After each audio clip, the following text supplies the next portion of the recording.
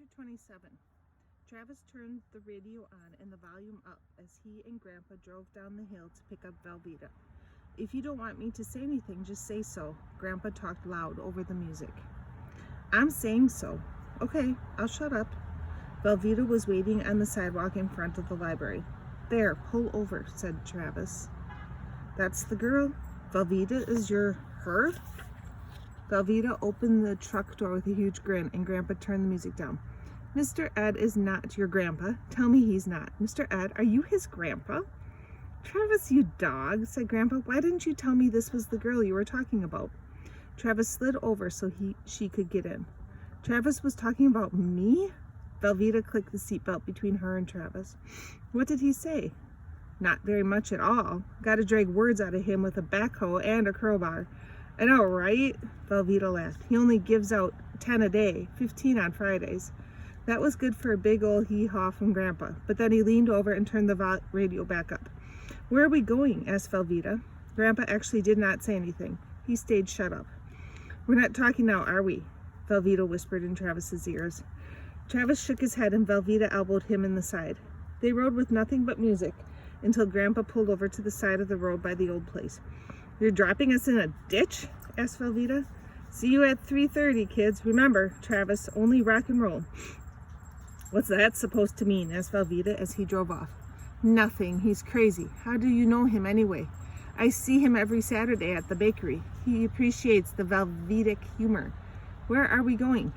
"You'll see. Follow me." The driveway was familiar, but also completely different. A blue Prius instead of the truck. No Roscoe rowing up to greet them. Travis kept his eyes turned away from the sunny spot on the gravel. Just past the drive, trees closed in around them. Travis put his feet on his favorite dirt path, and the smells and sounds wrapped around him. Treetops murmured a soft and comforting conversation overhead. A red-winged blackbird tweetled the local gossip. Travis's skin stretched wide open, pulling it all in. He pointed at a pileated woodpecker that swept across the path in front of them. They both stopped and watched until it flew out of sight. The sun sprayed through the colors in the trees, and leaves drifted down in front of them. "Oh, Travis," said Velveeta, "this is pretty. Remember you asked about a place? I'm taking you to it." The path narrowed, and they couldn't walk side by side. "So you used to live by here?" Velveeta spoke softly behind him. "Yep. In that house we just walked past. I came out here every day after school." He turned at the fork, and the path widened as they climbed the ridge near the swamp. The swamp water was as still and black as ever. Rusty pine needles layered the ground, along with shifting patterns of red and yellow leaves. Travis leaned against a birch tree, and Velveeta sat next to him. "Look at those yellow leaves on the water," she said. "They look like little boats. Why would you ever move away from here?" "Kind of a long story." "Oh, I know about those." The sun shone on the stand of maples, firing up the opposite side of the swamp like red and orange, like Velveeta's scarf that she didn't have anymore. "So, will you tell me anything about anything?" asked Travis. "Like what happened to your other scarves?" "What's that noise?" asked Velveeta. A high, throaty warble drifted across the tree tops, growing louder. "Sandhill cranes." 7 of them came into sight, big birds with necks stretched out straight and legs trailing behind, flying south. The birds passed overhead in a V, hooting the whole way. "Ooh, very Jurassic Park," said Velveeta as the sound faded. "I should have brought my lawyer friend. Maybe a T-Rex would eat her." "What lawyer friend?" Silence settled around them, no sound but the breeze rattling the leaves. Travis sat perfectly still like he used to do when waiting for a fox pup to stick its nose out of the den. Velveeta lay back, looking up at the sky. "This old guy Calvin lived next door to me," she said, "in a trailer. He was my best friend. I know that sounds like it might be skinky, but it's not. He gave me all those scarves. There were 23 of them. They used to be his wife's before she died. And then he went and died 49 days ago." Travis pulled Roscoe's rabies tag out of his pocket. He rubbed it between his fingers. "His daughter came back last week and kicked me out of the trailer and took the scarves. She's the lawyer I want to sick a dinosaur on."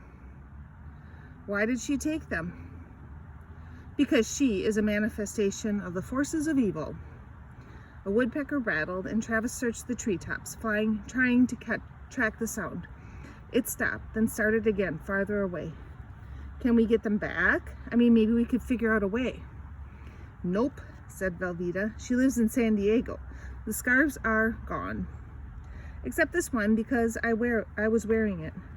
She stared up at the sky, rubbing the scarf between her fingers. Travis took the rabies tag off the key ring and handed it to her. Rabies vaccination? She sat up to study it. I know it's not the same, but our dog Roscoe died on August 9th. I mean, he's not a person or anything, but he was. What was Roscoe? Mother, father, and a couple of brothers, best friend, all that and more. August 9th this year? A Saturday? Travis nodded. That's exactly 1 week before Calvin died.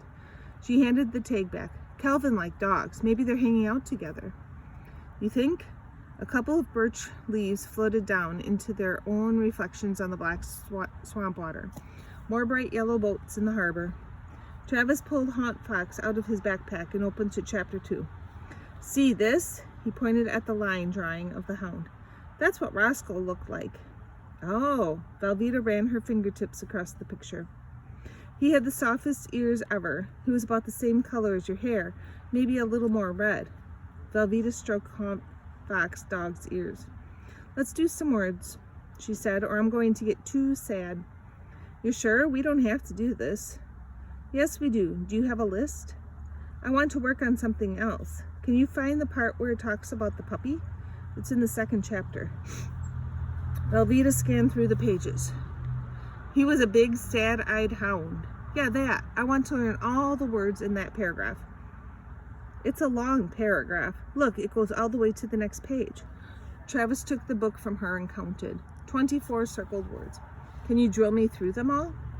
He took out his notebook and pencil and handed them to her. You sure? You won't get mad? As long as you don't tell me to just try. Velveeta wrote down the words. She fed them to Travis one at a time. Once they'd gone over the list a few times, he asked her to read the paragraph out loud. He lay back on the ground as she turned the print on the page into a living dog, same as McQueen had done in his office. Travis had never known puppy Roscoe, and he never would. This was the next best thing. When Velveeta finished the paragraph, he sat up. Show me where it starts, he said, and read just that first sentence.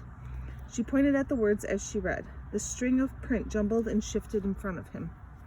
Wait here, he said. I'm going to go over there and try it by myself first. Is this the part where you run back to the truck and leave me alone in the woods? No, I'm just going over there by that tree. You can see me from here. He sat with his back to her and looked at the words in the sentence one at a time, chewing through them slowly.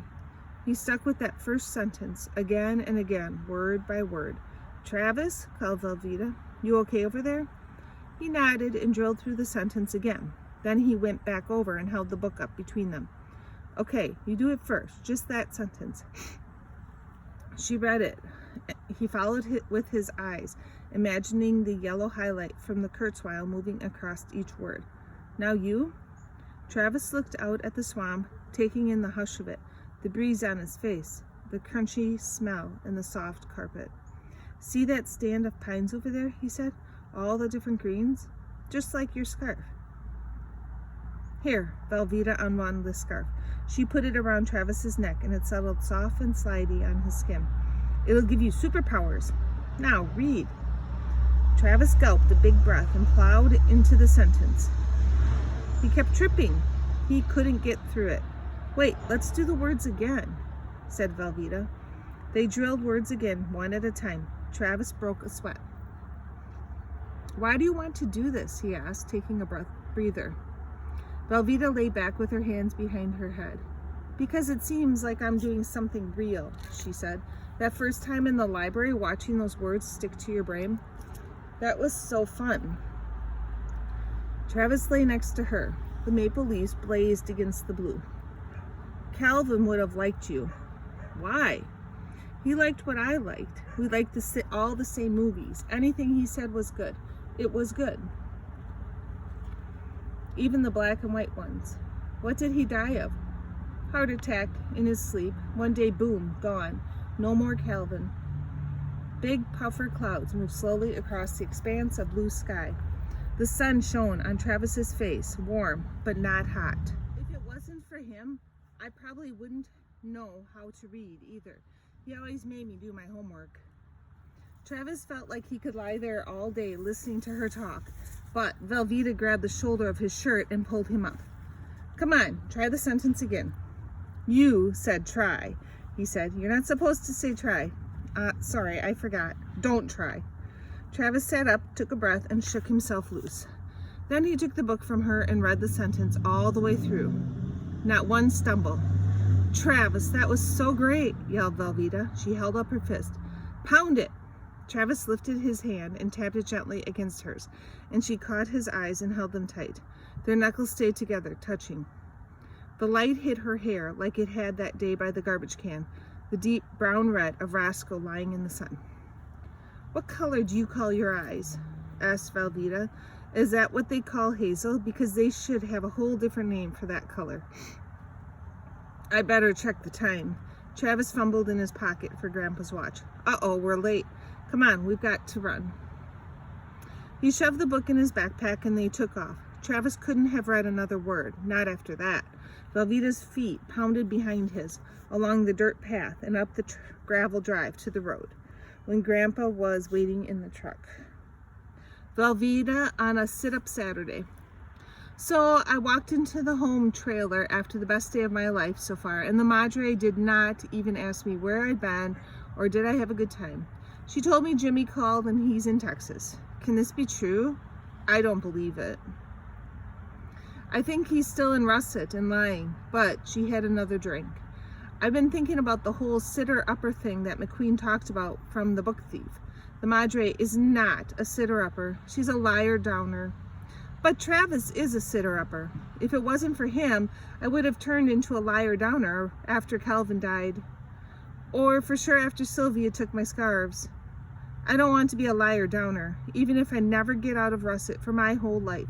I'll be a sitter-upper waitress if I have to.